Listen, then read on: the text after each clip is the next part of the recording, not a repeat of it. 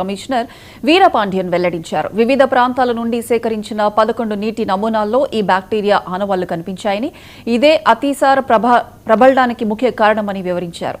నిన్నటి వరకు 162 కేసులు నమోదు కాగా 112 మంది ఇంకా చికిత్స పొందుతున్నారని తెలిపారు. అతిసార బారిన పడి ఇప్పటి వరకు 4 మృతి చెందినట్లు తెలుస్తోంది.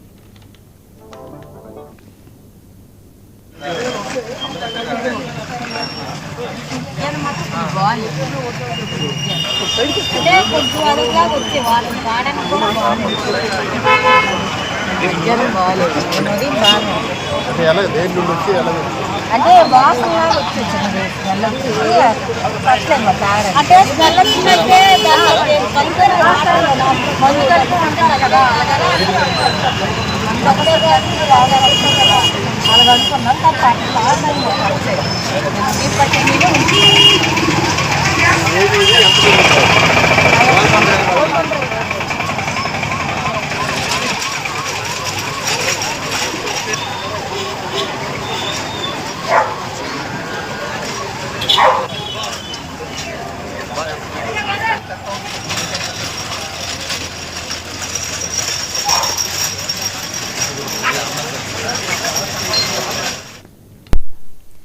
శ్రీకాకుళంలో డయేరియా విజృంభణకు ఈ కోలి బ్యాక్టీరియా కారణమని అధికారులు నిర్ధారించారు. నీటి నమూనాల పరీక్షల్లో ప్రమాదకరమైన ఈ కోలి బ్యాక్టీరియా ఉన్నట్లు తేలిందని రాష్ట్ర ఆరోగ్య కుటుంబ సంక్షేమ శాఖ కమిషనర్ వీరపాండ్యన్ వెల్లడించారు.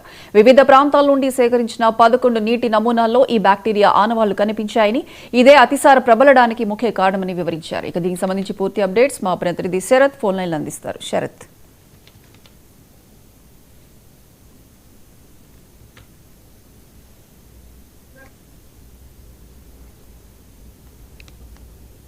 శరత్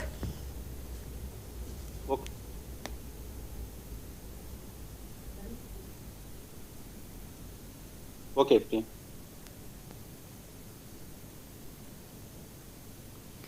శరత్ చెప్పండి.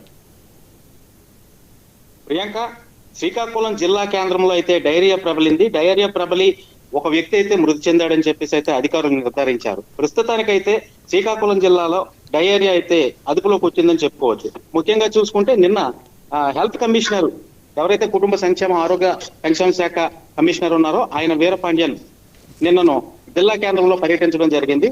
ఆయన పర్యటించి మొత్తంగా ఎక్కడైతే ఏ వీధుల్లో డయేరియా ప్రబలిందో ఆ వీధుల్లోకి వెళ్ళడం, ఆ వీధుల్లో క్షుణ్ణంగా పరిశీలించి ఈ డయేరియా రావడానికి గల కారణాలను బట్టి కూడా ఆయన ఆరా తీశారు. ముఖ్యంగా చూసుకుంటే ఈ డయేరియా రావడానికి ముఖ్యంగా కారణం అంటే ప్రస్తుతానికైతే ఆయన చెప్పిన లెక్క ప్రకారం 158 కేసులు నమోదైనట్లుగా ఆరోగ్య శాఖ కమిషనర్ తెలిపారు. అందులో ముఖ్యంగా 111 మంది చికిత్స పొందుతున్నారని, 47 మంది డిశ్చార్జ్ అయ్యారని కూడా కమిషనర్ గారు తెలియజేశారు.